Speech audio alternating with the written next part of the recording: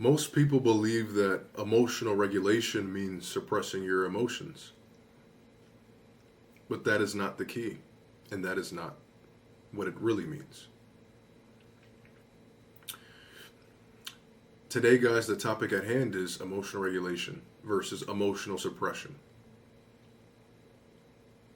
If you guys at any time here see me looking to the side, I'm just looking at my notes to give you, more information on the matter in a way that is easier to digest. All right. So, guys, just a disclaimer before we go.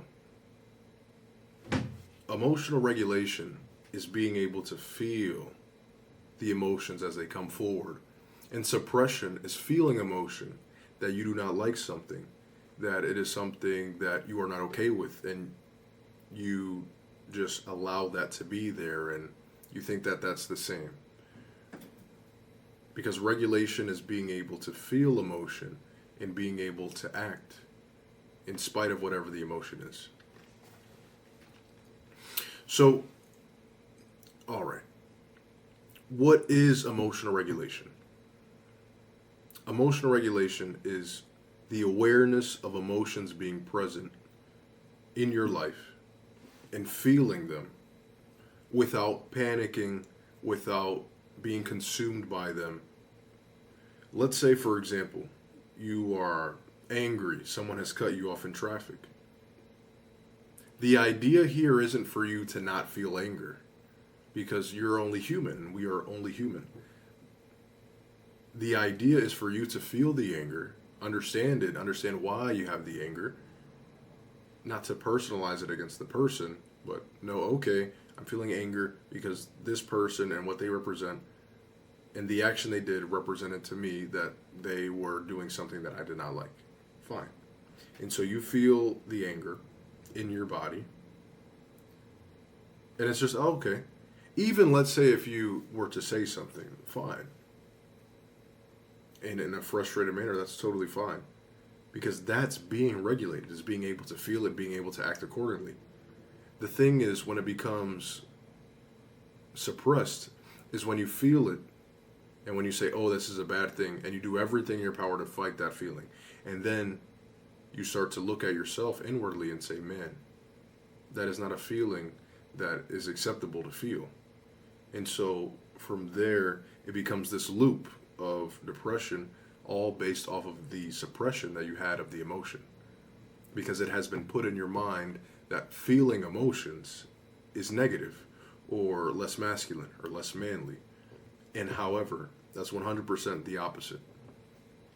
Okay. So you want to be able to let emotions move through you and not let them control your behavior. If you're angry, be angry. However, this is the key. If you see when people who go to jail, for example, murderers and convicts, they get angry and the anger consumes them. So now all of a sudden they're angry at someone and they may try to take their life. However, in your case, let's say you're angry at someone and you're able to express your anger verbally. And you all are always aware that, okay, this is what it is. I don't need to take it to the next extent here, because that is when you're out of control. And that is a key. And that quite literally, even in this example, is going to save you from being in a very dire situation in comparison to something that is more manageable and acceptable for you in your life. And quite frankly, healthy, because to feel anger is a healthy emotion.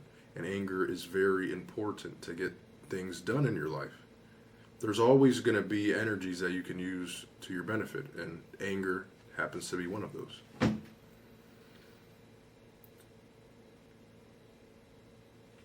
All right. And now we move on to what is emotional suppression? Why do I hear in the media, and why is that being told to me that to be regulated, I can't feel anger, I can't feel sorrow, I can't feel sad, I can't feel happy.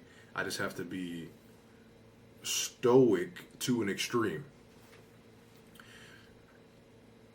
And see, the thing is, even the Stoics felt emotion because we are emotional beings by nature. The thing is, emotions are telling you everything that you need to know about any given situation because you're feeling emotions based on how you perceive the situation. Okay. So, the suppression aspect comes into play here. It's, let's say someone you care about, someone you love has done something that you're not really okay with and has been rude or disrespectful, something that, let's say, has crossed the line to you, how you see fit.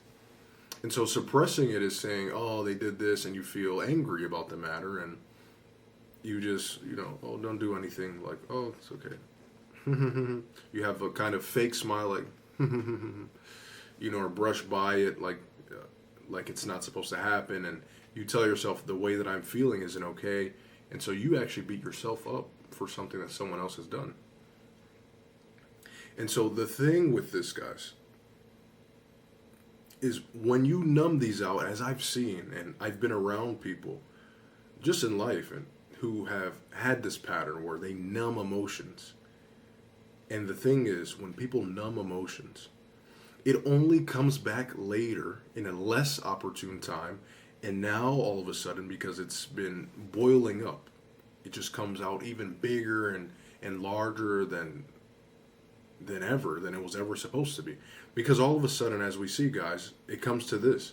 When you are in a relationship, right, with a partner, this goes for women and men alike, and it gets to that point where they're completely angry, like completely. Let's say you didn't take out the trash, and it's like, oh no, you didn't do this, you don't work for anything, you're not a valuable person, how could I be with you, you're trash. It's like, oh my gosh, just for taking out and not taking out the garbage, this is what I am hearing, this is what I am being told.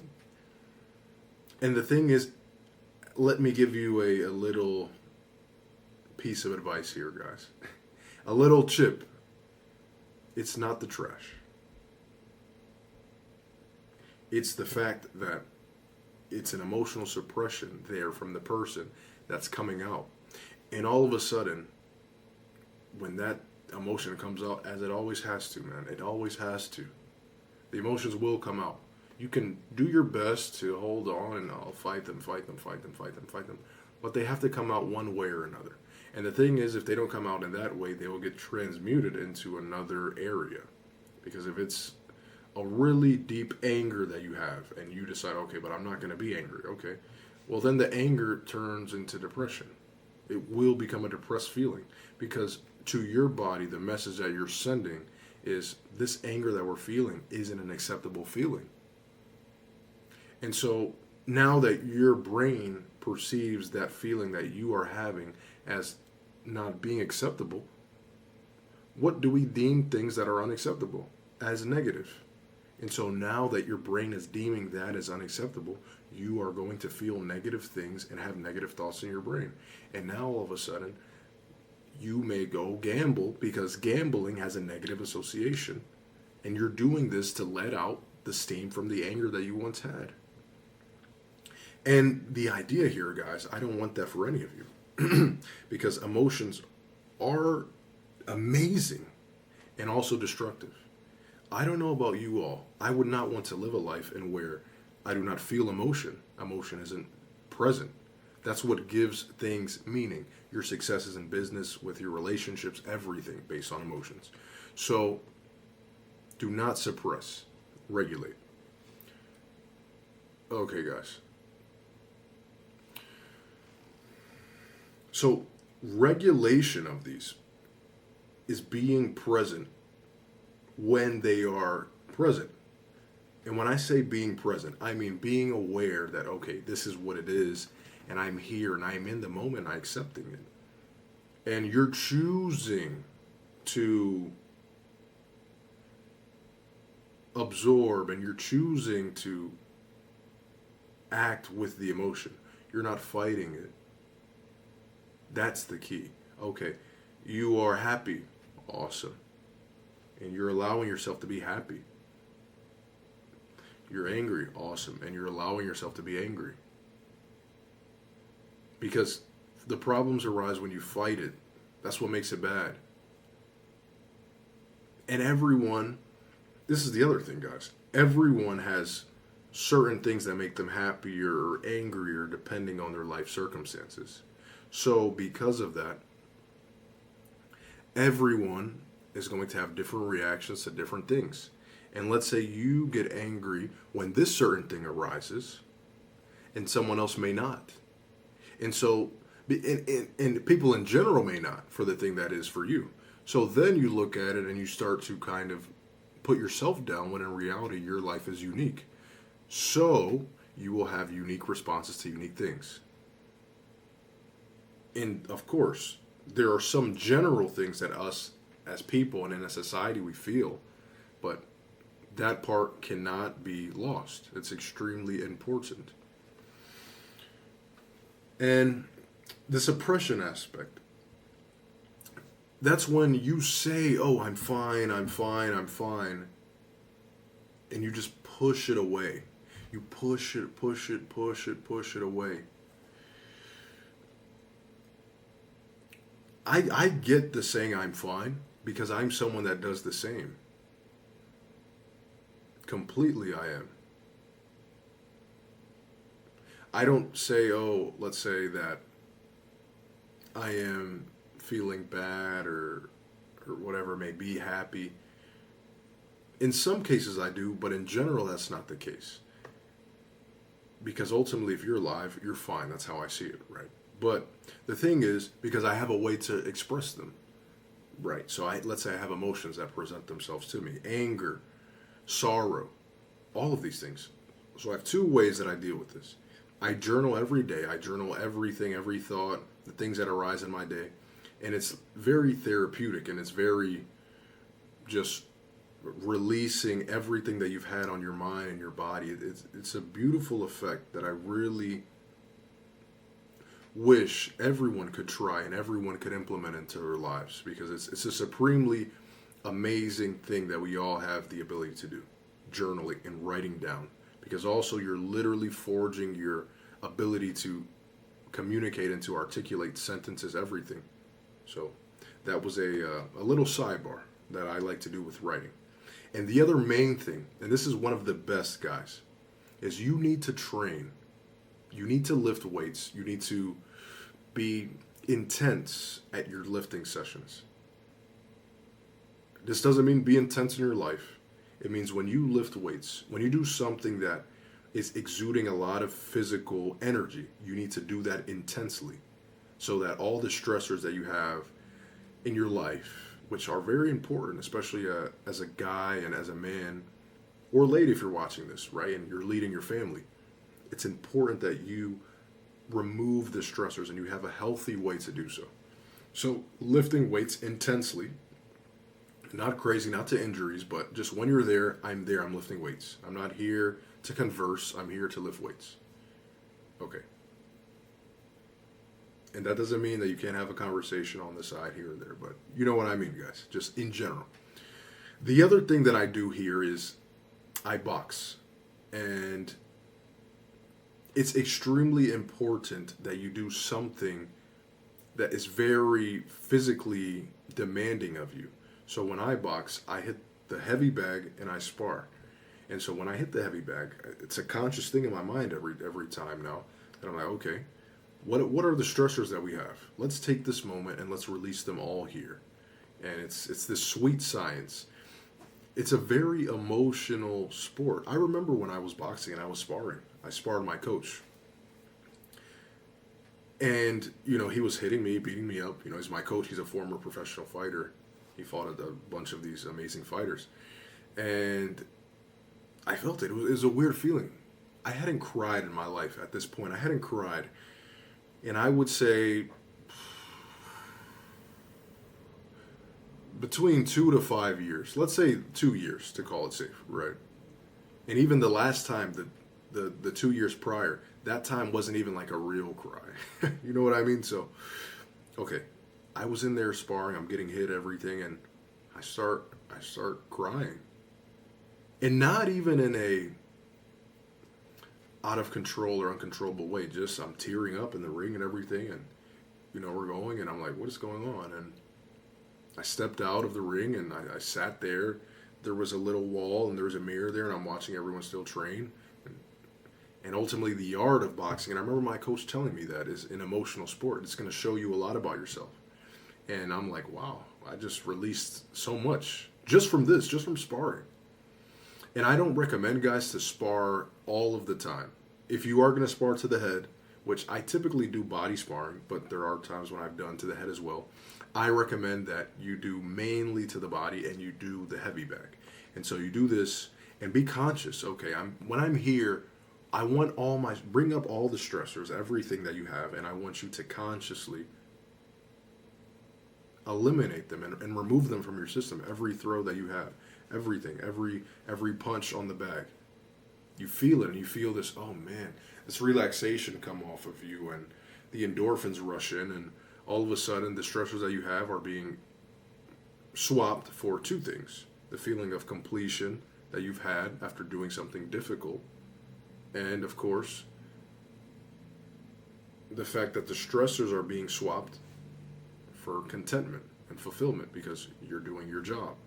And now that you've developed a healthy relationship to stress, you're now more apt to deal with more stress in your life. And that's going to allow you to deal with bigger responsibilities, typically with more bank accounts, more monies, or healthier and better relationships. So that's just one thing here, guys. And if there's one thing, guys, that I can tell you all here, you don't eliminate your emotions. Please don't ever eliminate your emotions. I wouldn't want you to live a life without emotion. And contrary to popular belief, women don't want to be with a man that doesn't have emotion.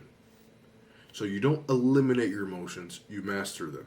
And you master them by being aware of them, writing down, hey, this phone call that I had with this person at this time on this day left me angry until this time today. And it's like, oh, now that you see it, you're aware of it. And now that you're aware of it, it doesn't have power over you anymore. And sure, it has work, but that's just a response that your body has from the time of not being aware of it. And now that you're able to work on it. And you work on it, and then you improve, and your emotional dexterity to things that are in your life completely changes, and you grow from these experiences. You're able to love your family more, you're able to be more present with your partner, and you're able to just do so many things at a more advanced level because emotions are the key of life. There's a reason that leaders are the ones that can handle emotions and people a lot of the times. And even between leaders, there's some who are better at it than others. So that's very important, guys. Feeling deeply, and there's things that can make you feel deeply, is not weakness. But losing control of that is. So if you're angry, cool. But if you're angry and all of a sudden you're starting to hate your family and your wife and your kids or someone else, okay, that's weakness because now you're losing control of the matter. All right. So learn to feel everything fully and act wisely from it. That is the key. That is strength. That is maturity. That is understanding of your emotions. And that is emotional intelligence in and of itself. And guys, if this helped you in any way, stay with me. I teach all of these skills in depth. If any of you have any questions at all, please feel free to hit me up on my Instagram at @GabrielHoggard_. I'm looking forward to just giving out content and information here, guys. And if this kind of aided you in any way, I would appreciate a like, man, and for you to subscribe, guys. But anyway, until the next one, much love.